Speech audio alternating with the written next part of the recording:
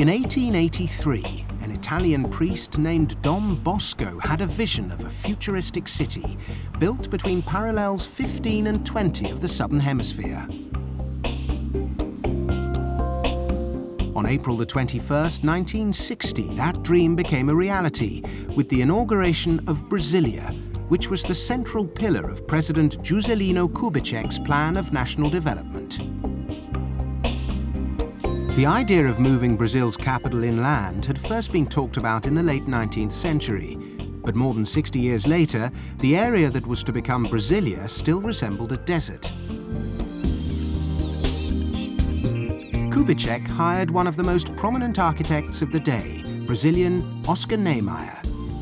He designed Brazil's new capital, combining straight and rounded shapes to create innovative architectural masterpieces. A futuristic vision in concrete and steel. Another Brazilian, Lucio Costa, a renowned urban planner, devised a layout that combined beauty and simplicity with functionality. The new city was to be laid out in the shape of a cross, with the two axes forming Brasilia's two main areas, the residential area on the horizontal axis and the monumental area on the vertical. The construction of Brazil's new capital took a little over 3 years to complete, with workers on duty day and night to get the job done. A little over 50 years on, it remains a sight to behold and is the only city constructed in the 20th century to have been declared a World Heritage Site by UNESCO.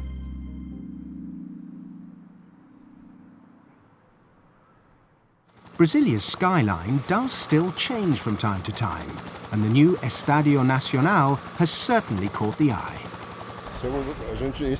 If we'd insisted on keeping what we had before, which was practically 20% of the old stadium, we'd be getting in the way of a whole solution, simply to say that we were preserving the past. The foundations were already very precarious, because the old stadium was practically abandoned over time, and so the structure was suffering. It would have needed a major refit that wouldn't have justified the cost. So it was a decision a surgeon makes at a given time. He opens up the patient and thinks, "What I planned is impossible, but I must save the patient." And that's what I did here. That was the solution.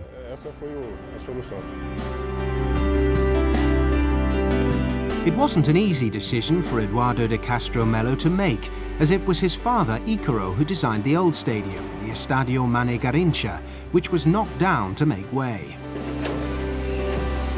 The construction of the new stadium started in January 2010, and today just over 4,000 workers are involved in the project. The goal is for the National Stadium to be the first football arena to be awarded the LEED Platinum Seal, a maximum sustainability certificate that is internationally recognized. In layman's terms, the stadium is constructed almost entirely from recyclable or recycled materials.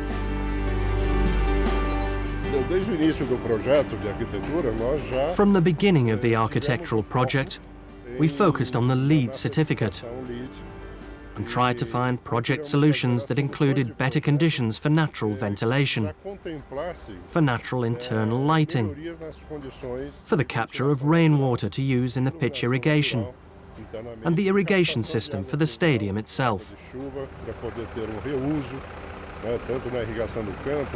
We also needed to reduce the use of electricity, because a stadium of such dimensions requires a large quantity of energy. But we found solutions which will enable us to decrease the money spent on air conditioning, thanks to a perfect natural ventilation system. We also have sun protection cover to avoid overheating the interior, and we use high-efficiency lighting that offers better performance at a lower cost, thanks to lower energy consumption.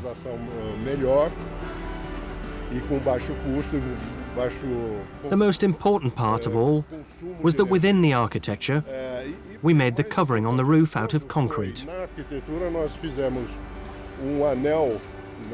It's 1 kilometer in circumference and 22 meters deep, and will be entirely covered with photosensitive panels, which will generate 2.5 megawatts of energy for the stadium.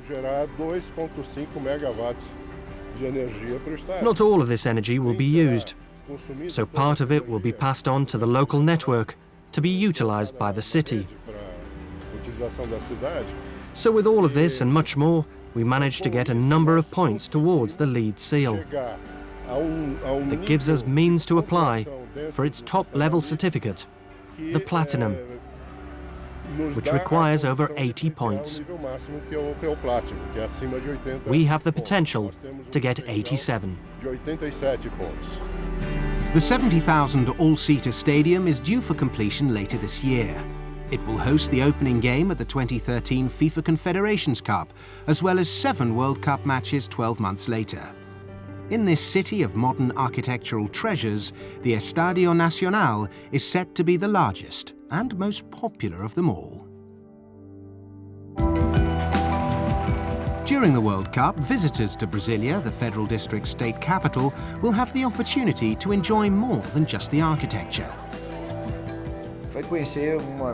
They will see one of the youngest and most modern cities in the world. But apart from that, it's a city that also offers services of great quality. There are many sports facilities as well as adventure sports.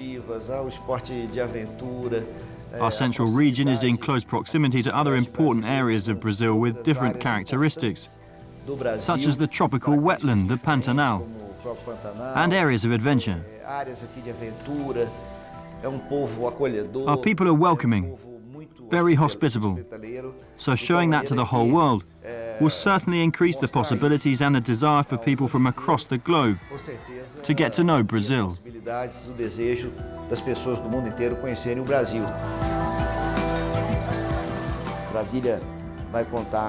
2014, Brasilia will have 14 tourist information centres, all employing people qualified in different languages, who will be able to assist every visitor, making everyone feel at home. Brasilia will have signs in Portuguese, English and Spanish, so if tourists are travelling by car, they will be able to get around the city. Brasilia will certainly receive all of these visitors with open arms, both those coming for the Confederations Cup in 2013 and the FIFA World Cup in 2014.